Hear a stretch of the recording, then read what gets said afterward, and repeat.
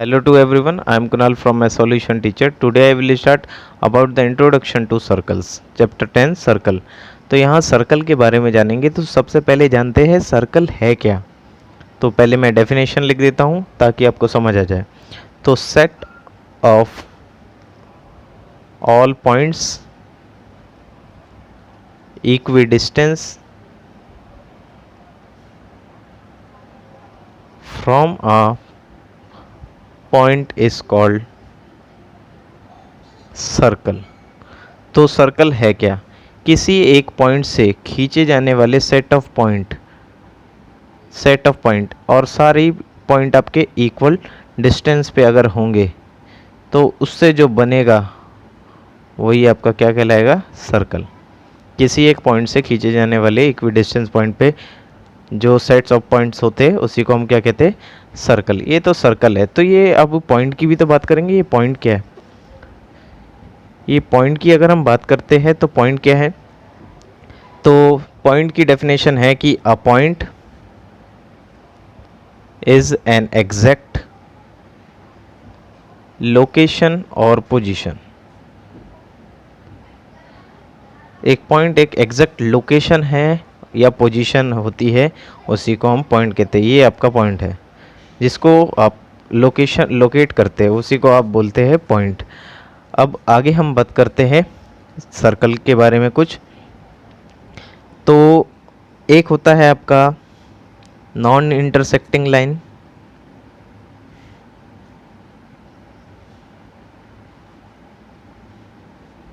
एक होता है आपका सेकंड, एक होता है आपका टेंजेंट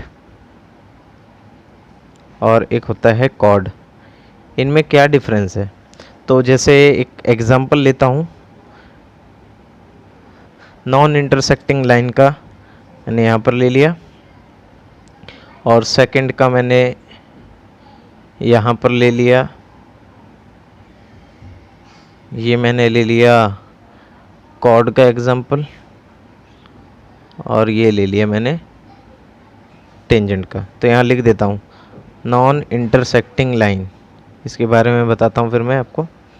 नॉन इंटरसेक्टिंग, और ये आपका सेकंड का एग्जांपल, ये आपका कॉर्ड का एग्जांपल, और ये आपका टेंजेंट का एग्जांपल। अब इन तीनों में डिफरेंस क्या है? देखो, नॉन इंटरसेक्टिंग क्या होती है? किसी सर्कल को के बाहर कोई भी एक लाइन हो जो किसी सर्कल को इंटरसेक्ट नहीं करती है, उसको हम कहते हैं नॉन इंटरसेक्टिंग। तो सर्कल है, बाहर कोई भी लाइन हो सकती है, बट वो सर्कल को डिस्टर्ब ना करे। सेकंड क्या होता है?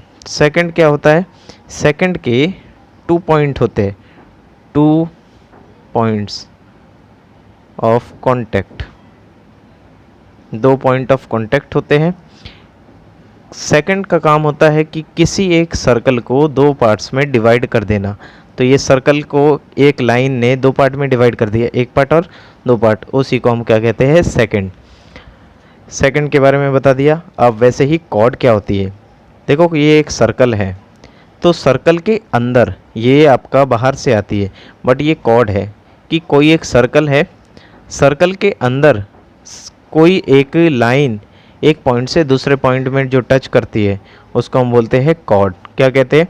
कॉर्ड आपका ये भी हो सकता है, कॉर्ड आपका ये भी हो सकता है, कॉर्ड आपका कुछ भी हो सकता है। तो जो आपकी, अगर हम बात करते हैं लॉन्गेस्ट कॉर्ड की, longest chord of a circle, तो longest chord of a circle is diameter. Diameter होती है क्योंकि सर्कल को ये आपका डायमीटर कहलाएगा। तो diameter is the longest chord of a circle. ये क्वेश्चन आ सकता है कि व्हाट इज द ये longest chord of a circle. तो diameter is the longest chord of a circle.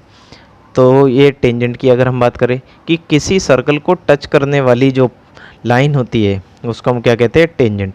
तो इसके बस एक सिंगल पॉइंट होता है, ये सिंगल पॉइंट से कांटेक्ट बनाते हुए जलती है। टेंजेंट आपका क्या है? 1 पॉइंट ऑफ कांटेक्ट। इसका एक सिंगल पॉइंट होता है जो किसी एक सर्कल को टच करते हुए जाता है। इसके बाद करेंगे हम, अभी तक हमने क्या क्या पढ़ लिया, आपका सर्कल के बारे में जान लिया, पॉइंट के बारे में जान लिया, टेंजेंट, इंटरसेक्टिंग, सेकेंट और आपका कॉर्ड, इन सब के बारे में जान लिया। तो एक मैं आपको बात बताता हूँ टेंजेंट के बारे में। तो टेंजेंट की अगर हम बात करें तो कोई एक सर्कल है जैसे, तो क्वेश्चन ये भी आ सकता है कि सर्कल को टच करते जाने वाले कितने केस बन सकते हैं। तो इसके मैक्सिमम केस कितने हैं, इन्फिनिटी, क्योंकि सर्कल को टच करते जाने के लिए ये बहुत सारे पॉइंट है, इनफाइनाइट इसकी सरकमफेरेंस है। तो सरकमफेरेंस में बहुत सारे पॉइंट है, तो बहुत सारे पॉइंट से टच करके जाने वाले टेंजेंट बन सकते हैं। तो इसलिए infinite tangent can be drawn to a circle. Circle पे आप इनफाइनाइट टेंजेंट ड्रॉ कर सकते हैं। अब हम जानते हैं, देखो थ्योरम 10.1 एंड थ्योरम 10.2। वैसे मैंने इसके बारे में आपको अच्छे से डिटेल में मैं एक वीडियो बनाऊंगा, उसमें आपको थ्योरम 10.1 और 10.2 अच्छे से उसमें प्रूफ करके ये समझ आ जाएगी। बट इसके बारे में एक बार जान लेते हैं कि थ्योरम 10.1 क्या थी। थ्योरम 10.1 में ये बोला गया कि द टेंजेंट